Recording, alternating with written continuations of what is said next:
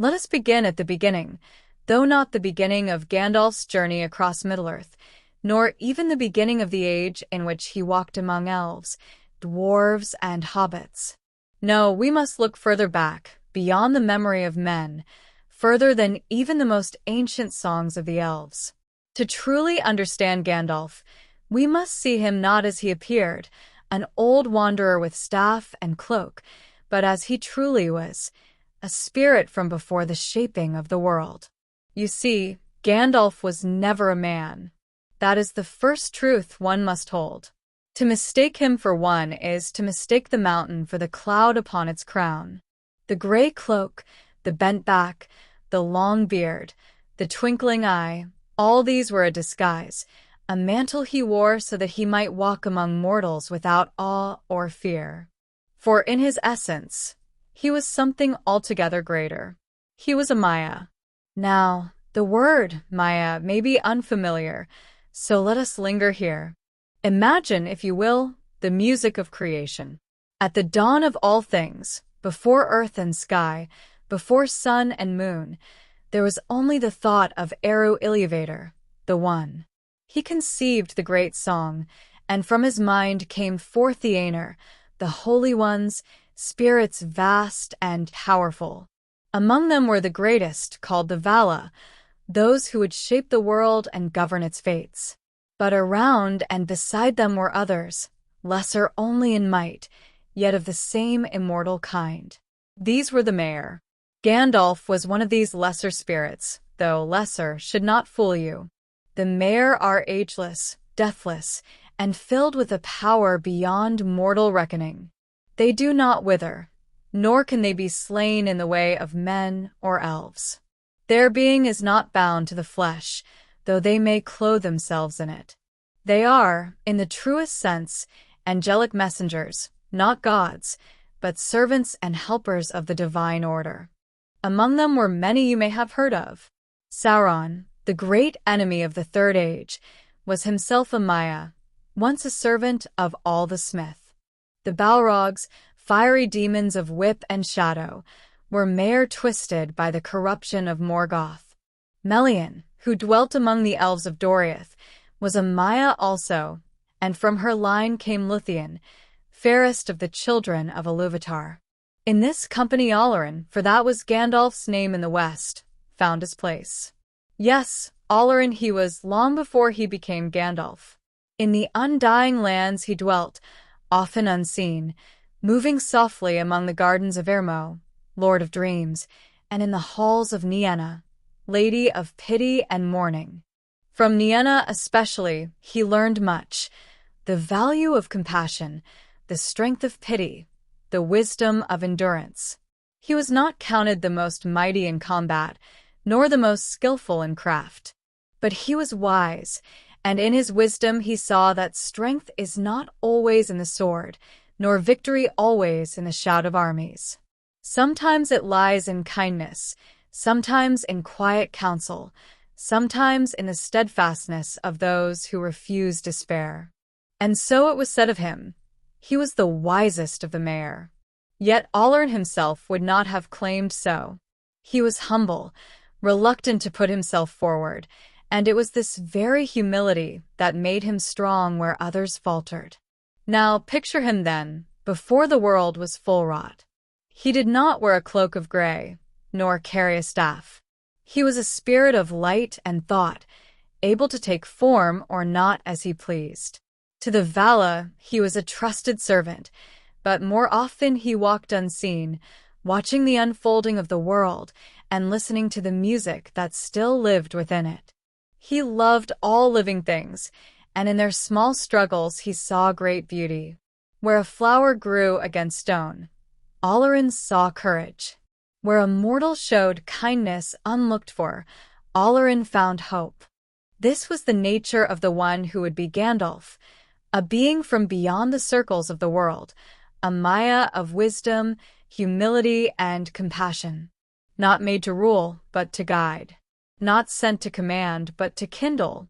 He was, in every sense, a friend of the free peoples before ever he set foot in their lands. But here let us pause. For though we now know that Gandalf was not a man, nor even an elf, but one of the angelic Mare, the story of his people is still broader. Who are the Mare, you may ask, and what part did they play in the shaping of Arda? To answer, we must widen our gaze to the whole order of creation and to the many fates that befell spirits such as he.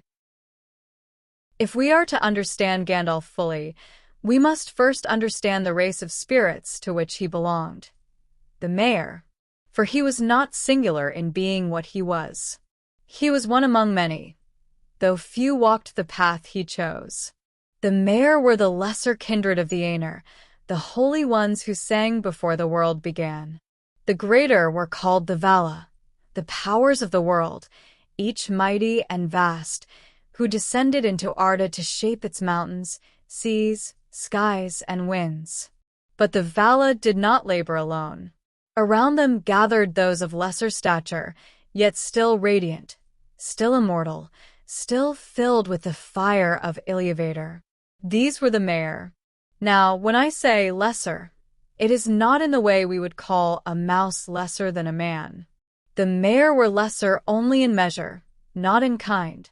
Imagine the Vala as great kings and queens, and the Mare as their trusted captains and stewards. Both are of the same royal house, only their charge differs. The Mare could walk unseen, moving as thought, or take shape as they pleased. They could inspire fear, love, or dread. To the children of Iluvatar, elves and men, they were as angels, messengers and guides, sometimes teachers, sometimes tempters. Let us name a few, for their deeds left deep marks on history. There was Eonwe, banner-bearer and herald of Manwë, chief of the Vala.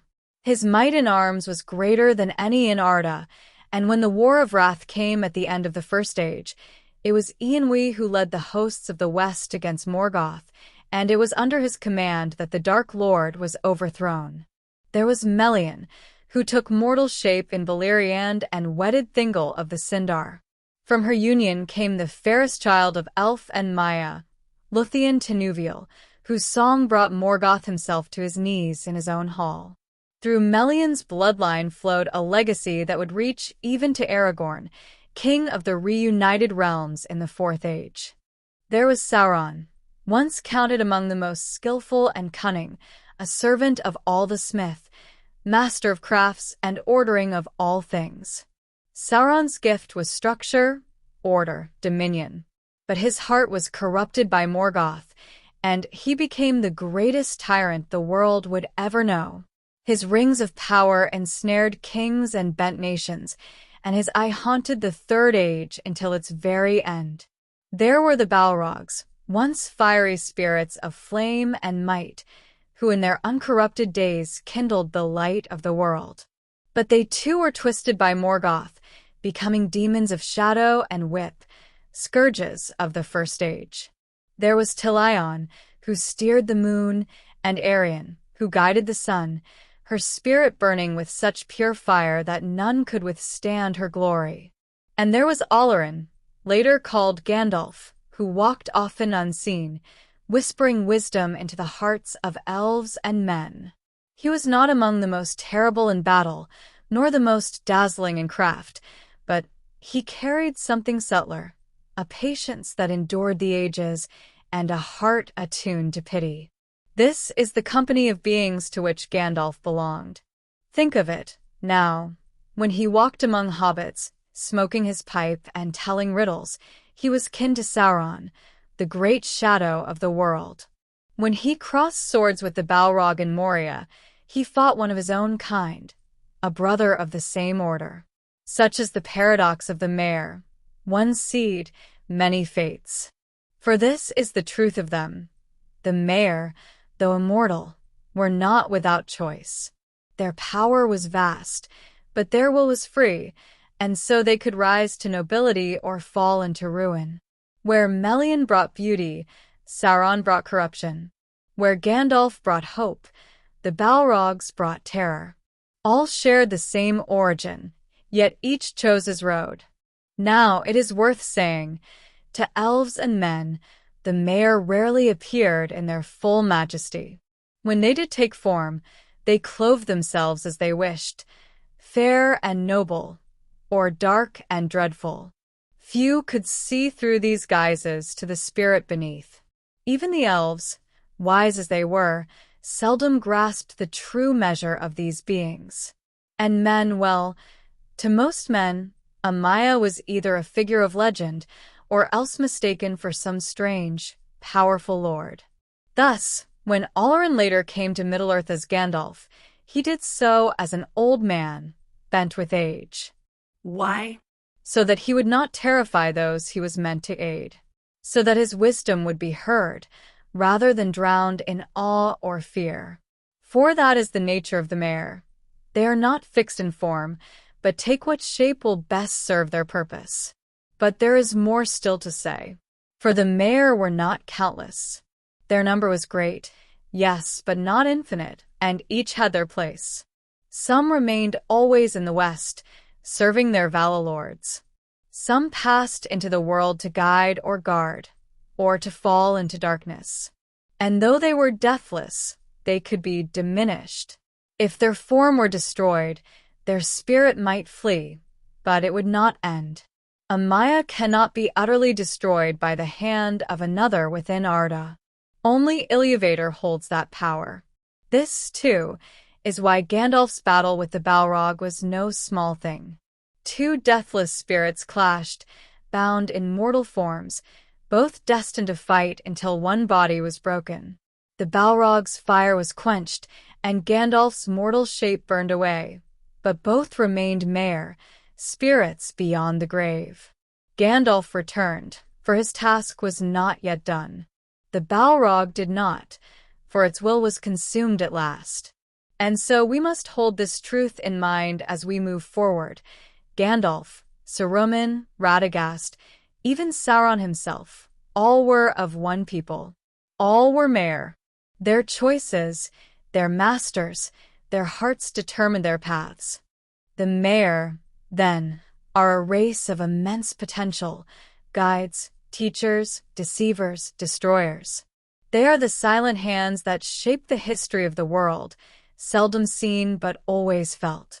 And among them, few bore such consequence for the fate of the Third Age as Olorin, the Grey Wanderer. So now we come to the great turning point, when Gandalf and others of his kind crossed into Middle-earth. For long ages, the Mare dwelt in the west, serving their Vala lords and watching from afar as the fates of elves and men unfolded. But shadows lengthened, and the world grew weary, and once more a great peril arose. In the waning years of the Second Age, Sauron was cast down. The last alliance of elves and men triumphed upon the fields of Dagorlad, and at the slopes of Orodruin his body was overthrown. Yet his spirit endured, for he was a Maya, and though his form was broken, his will remained. In secret he gathered strength, and whispers of his power stirred in the east. By the dawn of the Third Age, the Vala looked upon Middle-earth with growing concern. Men had grown divided, elves were diminishing, and even the stout dwarves had begun to dwindle. The hobbits, little though they seemed, were hardly known beyond their own borders. And the shadow of Sauron lengthened again, though few wished to name it. Then was the council held in Valinor. The Vala debated how to aid the free peoples, yet without ruling them outright, for the children of Iluvatar were meant to govern their own fates. It was not for the powers to march in strength, nor to wield their glory openly in Middle-earth, for that had been tried in ages past, and it had ended in ruin. Instead, the Vala resolved to send emissaries, clothed in mortal form, who would walk among elves and men as guides, counselors, and friends. Thus was born the Order of the Astari. 5 were chosen, each a Maya of old. Their charge was clear: to aid, to advise, to kindle courage, but never to compel by force. They were forbidden to reveal themselves in their true glory, nor to use their might to dominate the wills of others. In this way, The Vala hoped to strengthen the peoples of Middle-earth without robbing them of choice. Now, let us name them. The first was Kirunar, known in the tongues of men as Saruman. Of all the order, he was the chief, proud and mighty, learned in craft and lore. Long had he studied the devices of Sauron, and none knew more of the enemy's arts than he. To him was given leadership, for he was wise in many things. Yet his wisdom carried pride, and his pride bore a seed of envy that in time would flower into treachery. The second was Iwendel, called Radagast the Brown. He loved the wild places, the trees and the birds, and his heart was more given to beasts than to the cares of elves or men. Though well-meaning, he strayed from his purpose, and in time he became little more than a recluse, wandering in the wilderness with fur and feather. The third and fourth were the two blue wizards, whose true names were Alatar and Palando. They journeyed far into the east, beyond the knowledge of the west, and there they remained. Their fate is little spoken of. Some say they failed, falling into darkness or obscurity. Others claim they sowed quiet resistance against Sauron in distant lands, and so lessened his strength. The truth is lost, for they did not return, and the tales of the East seldom reach the West. And the fifth was Olorin, whom we call Gandalf. It is told that at first, Olorin was reluctant. He feared Sauron, and he doubted his own strength. "I am too weak for this task," he said, for his heart was humble, and he knew that to stand against the shadow was no small thing. But Manwë, Lord of the Vala, and Varda, Queen of the Stars, both looked upon him with love and trust. And it was Nienna, Lady of Pity, who spoke on his behalf, for she knew the measure of his compassion. So it was decreed, Olorin would go. And though he went in the form of an old man, bent and weary, he carried within him a spirit of fire and wisdom that would outlast despair. Now, when the five Astari came at last to Middle-earth, they did not arrive with fanfare or armies. They came quietly, by ship, across the sea. They landed upon the western shores, and there they were met by Círdan the Shipwright, Lord of the Grey Havens. And here a great moment occurred, seldom spoken of in full. For Círdan, who had seen more ages than nearly any in Middle-earth, looked upon the newcomers, and he saw deeper than most. To Kirunar he bowed, for he knew Saruman was chief among them. Yet when his eyes met those of Gandalf, he beheld something greater. And Círdan did a thing most unexpected. He entrusted to Gandalf the keeping of Narya, the Ring of Fire. Of the 3 elven rings, Narya was one, set with a red stone, burning with the spirit of hope and resistance against tyranny. "Take this, for your labors will be heavy," said Círdan. "This is the ring that kindles hearts against weariness. With it, you shall inspire others to resist despair." So it was that Gandalf came into Middle-earth not only as a wizard, but as the bearer of one of the 3. Few knew this secret, and fewer still understood its import. But in time, when hearts burned bright against the dark, the hand of Narya was at work. From that day onward, Gandalf walked the lands of Middle-earth as a wanderer. Saruman went to study the arts of men and elves, Radagast to the woods, the blue wizards eastward. But Gandalf alone chose no home, no kingdom, no settled place. He was the Grey Pilgrim, the friend of all free folk, the counselor who came in need, the meddler who never stayed long. And so the Astari were among the peoples of Middle-earth. Yet of the 5, in the end, only one proved true to his charge. For Saruman fell to pride, Radagast to neglect, and the blue wizards to shadows unknown. But Gandalf bore his task to the very end, and because of him the free people stood when all seemed lost. This is the tale of the wizards, 5 sent, but one who remained faithful. The order of the Astari was meant to be a bulwark against the shadow, yet in truth, it became a test of hearts. And in that trial, Gandalf alone endured. Now begins the long tale of Gandalf's wanderings, for he was never one to dwell in halls of stone nor in towers of pride. He came among the free peoples as a pilgrim, grey-cloaked, bent with age, bearing only a staff and a hat broad of brim. To some, he seemed little more than a beggar, to others a meddler, always prying into affairs that were not his own.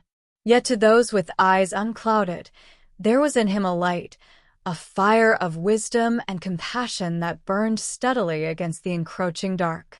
Unlike Saruman, who sought power and knowledge in the courts of kings, Gandalf chose the wandering road. He passed in secret through forests, over mountains, across plains and rivers, seldom staying long, yet never passing by without kindling some flame of courage or laughter. He was no commander of armies, nor lord of strongholds. His strength was of another kind.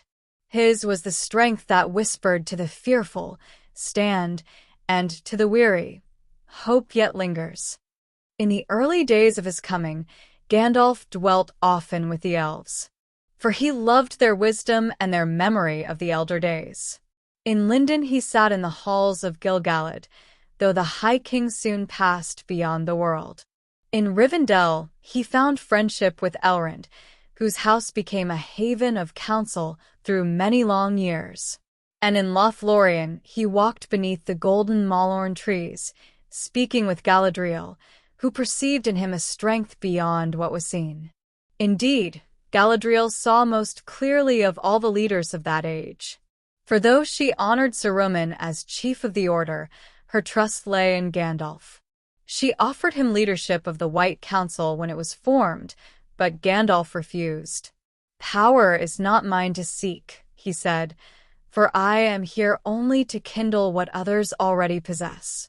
So it was that Saruman was named head of the council, yet from the beginning the elven lady perceived the truer strength lay with the grey pilgrim. Among men too Gandalf wandered. He visited the realms of Gondor and Arnor in their declining years, walking unseen through their cities, learning their hearts, speaking to their stewards and their captains. In Gondor, he studied the ancient scrolls and parchments in Minas Tirith, where he discovered much of the lore of Isildur and the One Ring. In the north he grew close with the Dunedain, and many a chieftain counted him as a friend, though they knew him only as a strange old man who appeared and vanished at will. Yet Gandalf sought not kings and captains only. He walked among common folk, learning their speech, sitting at their fires, sharing their bread. In the inns of Bree, he listened more than he spoke, gleaning tidings of the road. In the hidden balas of Rovanion, he taught kindness to shepherds and foresters. And in the Shire, that quiet land of little folk, he found joy beyond measure. The hobbits, small in stature, unknown to the great of Middle-earth, yet holding within them a quiet resilience. Many of the wise overlooked them, deeming them of no account. Not so Gandalf. From the first, he delighted in their company, their laughter, their curiosity, their love of peace and hearth. It was Gandalf who first brought marvels into the Shire, kindling fireworks in the skies above Hobbiton, setting children laughing and elders shaking their heads. He became to them a figure of legend, half feared, half adored, the conjurer who brought wonder and trouble alike. Yet beneath his jests and his pipe's smoke, Gandalf watched the hobbits with careful eye, for he saw in them a hidden strength, a stubbornness of spirit that others missed. "Do not despise the small," he would say, "for even the tiniest hand may turn the course of fate." In the quiet fields and round doors of the Shire, Gandalf perceived the very weapon that Sauron could never fathom: humility. Where great lords lusted for dominion, hobbits desired only peace. Where others sought glory, hobbits sought gardens. And thus, when the hour of the ring came, Gandalf knew where to turn. But that tale lies ahead. In time, the threat of Sauron stirred again in Middle-earth. Whispers arose of a dark power growing in the southern forest of Greenwood, once fair and wholesome. Strange shadows lengthened there, and a dread lay upon its borders. Creatures of evil multiplied, and even the wood elves grew restless. It was said that a sorcerer had taken residence in the old stronghold of Dol Guldur, and the people named him the Necromancer. It was Gandalf who first uncovered the truth. Long he wandered in disguise through the perilous dungeons of Dol Guldur, and at last he beheld the enemy revealed. The Necromancer was no lesser shade, but Sauron himself, regaining shape and strength. Gandalf brought word of this to the wise, and thus the White Council was formed. Elrond, Galadriel, Círdan, Saruman, and Gandalf chief among them. Yet strife arose even there. Saruman, jealous of Gandalf and fearful of the ring's power, urged delay. He counseled that Sauron was not yet to be feared, that he might fade again if left alone. But Gandalf pressed for action. And at last, when the council moved against Dol Guldur, Sauron fled, abandoning his fortress and withdrawing to Mordor, where he gathered open strength. It was victory, yet a hollow one. For in truth, Saruman already lusted for the ring, desiring it for himself. He feared Gandalf's insight, and from that hour their rivalry grew. Not only among elves and men did Gandalf walk, but also among the dwarves. Long he pondered their fate, for though their hearts were hard, their loyalty was deep, and their axes might prove a bulwark against the shadow. In particular, he foresaw peril in the lonely mountain, where the dragon Smaug brooded on his hoard. For Gandalf, with eyes keen to the weaving of fate, saw the danger. If Smaug were left unchecked, he might join with Sauron. A dragon at the gates of Erebor would spell ruin for all the north. Thus Gandalf set in motion a plan, seemingly small, yet fateful beyond reckoning: the quest of Erebor. He kindled in Thorin Oakenshield the resolve to reclaim his homeland, and into his company he drew one unlikely companion, Bilbo Baggins of the Shire. Many have told that tale, how Bilbo grew from a timid hobbit into the burglar who bested Gollum, stole a cup from Smaug, and found the One Ring itself. Yet beneath it all was Gandalf's quiet design, to stir the free peoples to action, to unsettle the dragon, and to draw into the great story a hobbit whose fate none could foresee. Thus, when Bilbo returned with ring in pocket and tales unimagined, Gandalf's watch grew keener still, for he began to suspect that this small trinket was none other than the ruling ring itself. As centuries turned to centuries, Gandalf's vigilance never ceased. He went often into the wild places where shadows gathered, speaking with chiefs, stirring alliances, and warning against complacency. He alone among the Astari never faltered in his purpose. Radagast he saw little of, and Saruman he trusted less and less. The blue wizards were gone beyond recall, and so the burden fell more and more upon him. He bore it with weariness, for though his body was cloaked in frailty, his spirit was vast. He walked with staff in hand, fire in his eye, and a laughter that often hid his grief. For Gandalf loved Middle-earth deeply, its fields, its people, its humble joys, and he would not see it fall. Thus the years drew on, until the finding of the ring by Bilbo, and the coming of Frodo. And with that moment, the long vigil of Gandalf passed into the hour of open war.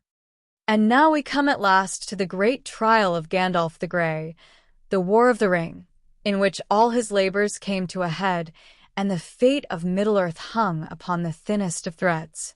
For long years he had wandered, planting seeds of wisdom, binding alliances, warning against the shadow. Yet though his vigilance was keen, even he did not foresee all. The One Ring, thought lost in the deeps of time, had returned into the world. Found by Bilbo Baggins in the darkness of Gollum's cave, it passed quietly into the Shire, where it lay hidden beneath the most unlikely roof in all the wide world. But Gandalf suspected. He saw the ring in Bilbo's hand, and though for many years he let it be, a shadow grew in his heart. For he remembered the tales of Isildur's bane, and he feared what power might lurk in such a trinket. So he studied long in the libraries of Minas Tirith, poring over scrolls brittle with age, and there he found the truth written by Isildur himself. The One Ring could only be unmade in the fire of Mount Doom, where it was forged.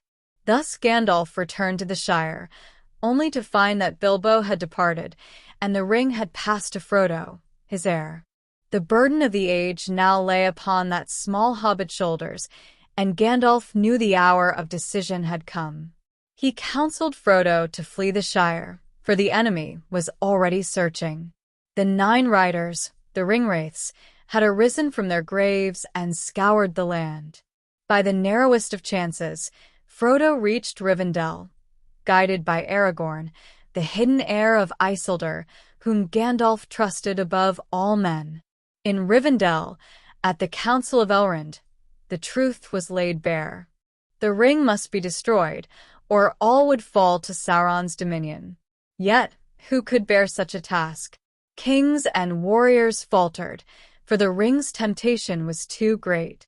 Then Frodo, in his humility, stepped forth. "I will take the ring," he said, though his voice trembled. And Gandalf's heart ached with both pride and sorrow, for he knew the peril. Thus was formed the Fellowship of the Ring, 9 companions to counter the 9 riders. Gandalf the Grey, Aragorn the Ranger, Boromir of Gondor, Legolas of the Woodland Realm, Gimli son of Gloin, Frodo, and his hobbit kin, Sam, Merry, and Pippin. They set forth together from Rivendell, and Gandalf was their guide, their strength, their compass. Through snow and storm they traveled, turned back from the cruel heights of Caradhras.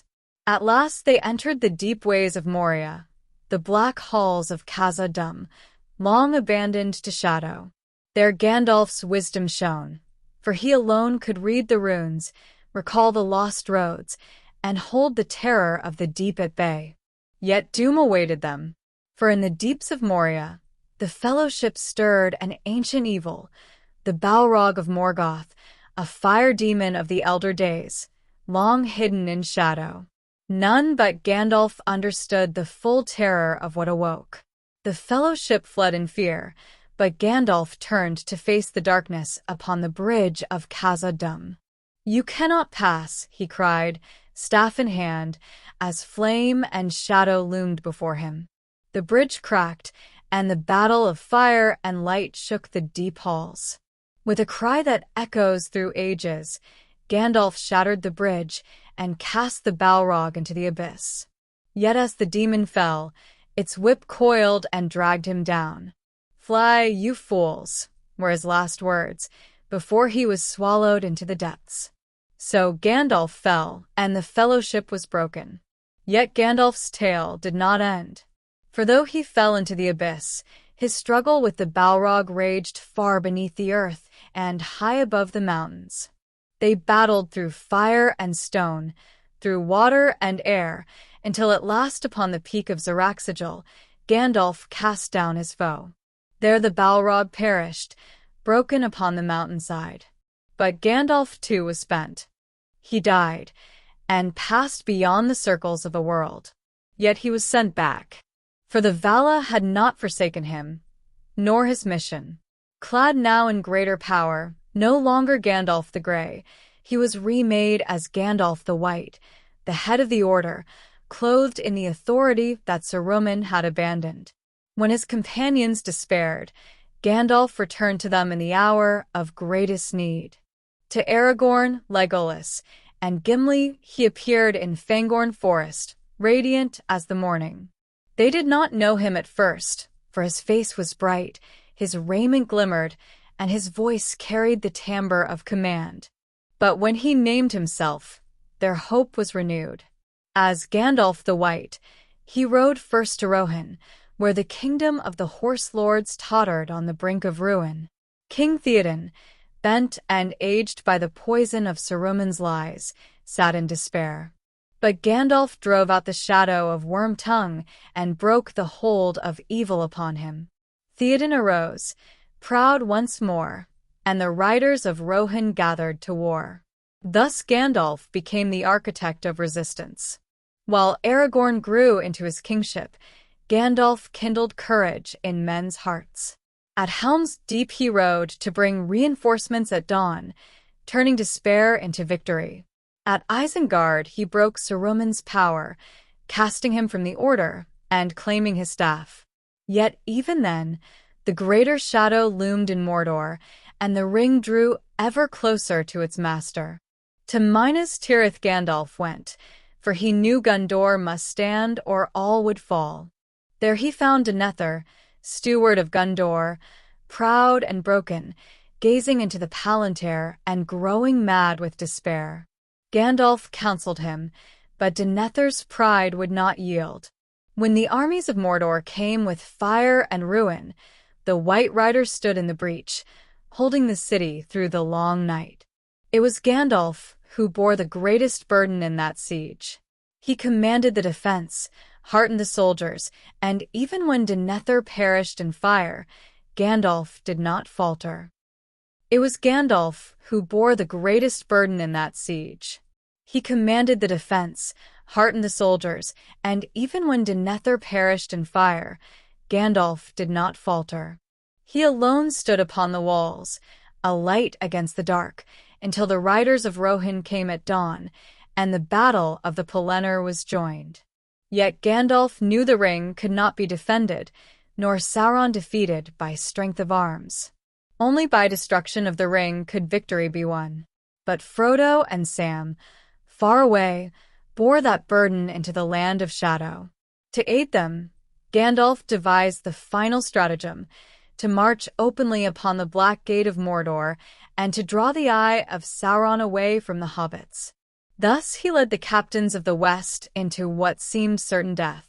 Before the gates they stood, a remnant army, outnumbered beyond hope. Yet Gandalf's voice rang clear. "We come to challenge you, Sauron of Mordor. Come forth." And though despair pressed upon every heart, still they stood, for Gandalf's will was their anchor. In that hour the ring was unmade, as Frodo and Sam, against all odds, accomplished the task in Mount Doom.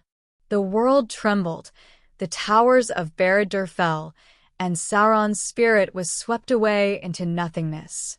Thus ended the War of the Ring. The kingdoms were restored, Aragorn was crowned Elessar, and peace returned to Middle-earth. But Gandalf's time was drawing to a close. His mission was fulfilled, the shadow broken, the free peoples restored.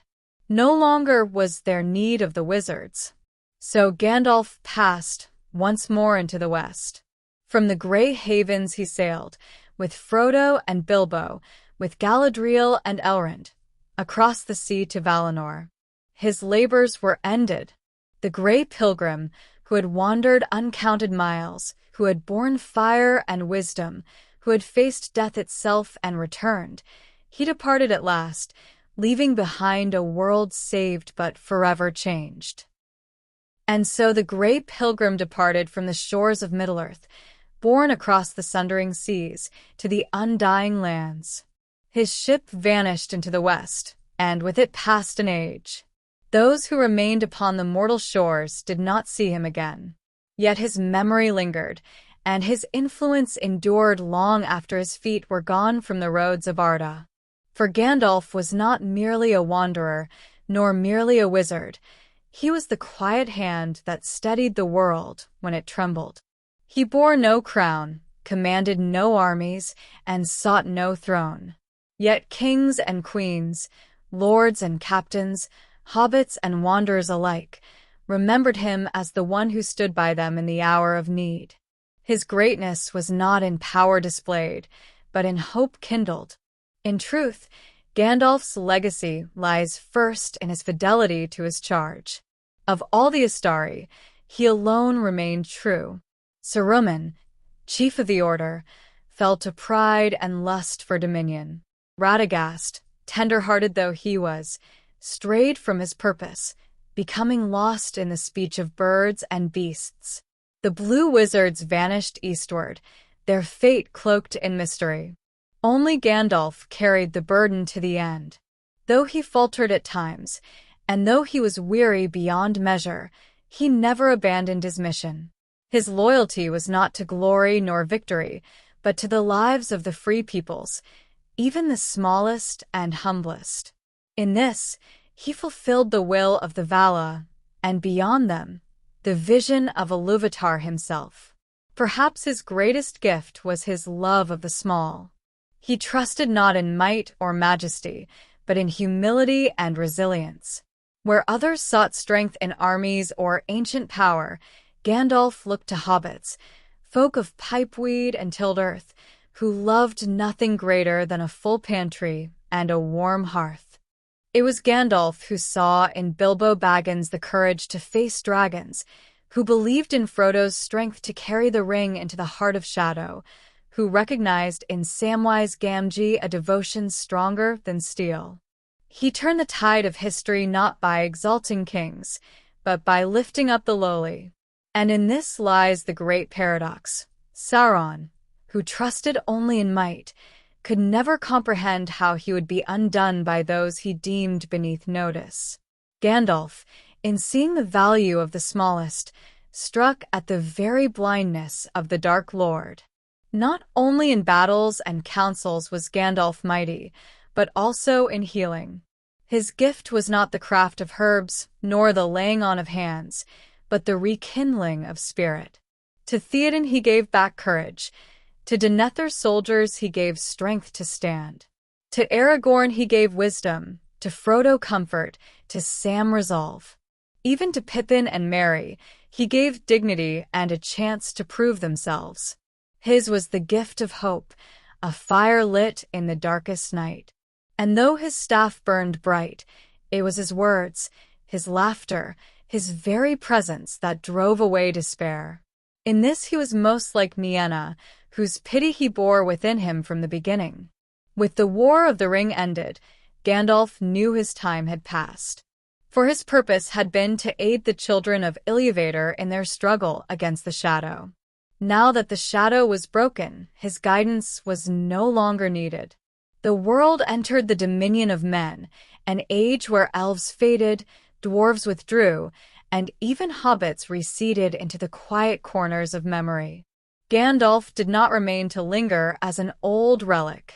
He departed, as was his right, returning to the undying lands with honor. There, perhaps, he walked once more in the gardens of Lorien, or sat at the feet of Nienna. Perhaps he stood again before Manwë, his task fulfilled, the weight of ages lifted. We cannot know, for those shores are closed to mortal eyes. But what is certain is this: he left the world ready to endure. In songs and tales, Gandalf remained. The elves remembered him as Mithrandir, the Grey Pilgrim, wise and kind, who walked with them in their waning days. The dwarves remembered him as friend and ally, who aided in the quest of Erebor and stirred courage in their hearts. Men remembered him as the White Rider, who appeared in the darkest hour and led them to victory against Mordor. And the hobbits remembered him best of all: the fireworks, the laughter, the gentle hand upon the shoulder. To them, he was the old conjurer who brought marvels to their quiet land, yet also the guardian who carried them into legend. In the Red Book of Westmarch, his name was written with love, and so it endured even as the ages turned. Beyond remembrance, his influence endured in subtler ways. For the peoples of Middle-earth had seen that hope could stand against despair, that humility could unmake pride, that light, though small, could overcome shadow. These were Gandalf's gifts, not spells, nor fire, nor glory, but truth planted in the hearts of mortals. And here, perhaps, lies the greatest wonder. Gandalf was a Maia, ancient beyond reckoning, a servant of the Vala, a bearer of divine authority. Yet he chose to walk bent and weary, to clothe himself in frailty, to smoke a pipe and share jokes with hobbits, to travel on foot rather than in splendor. He wielded his power sparingly, never to dominate, always to guide. Why? Because his task was not to rule, but to reveal what was already present in others. His magic was not in domination, but in illumination, showing to each person the strength they already possessed. And so, when he departed, the world did not collapse in his absence. Rather, it endured because he had left behind not dependence upon him, but courage in themselves. Thus ends the tale of Gandalf, Aller the Maya, Mithrandir the Grey Pilgrim, Gandalf the White, bearer of Narya, friend of elves, dwarves, men, and hobbits. He was the flame unquenched, the hope undimmed, the wanderer who came from the west and passed again into the west, leaving behind a world forever changed. In him was wisdom without pride, strength without tyranny, and compassion without end. His was a greatness not of crowns or thrones, but of a staff upon the road, a light in dark places, a hand extended to the fearful. And if in some quiet inn, or under the branches of a green hill in the Shire, one still thinks they hear the faint crackle of fireworks, or the soft murmur of a voice urging them to stand fast when all seems lost, perhaps it is but memory, or perhaps it is the last echo of Gandalf, the friend of the free peoples, whose legacy is hope.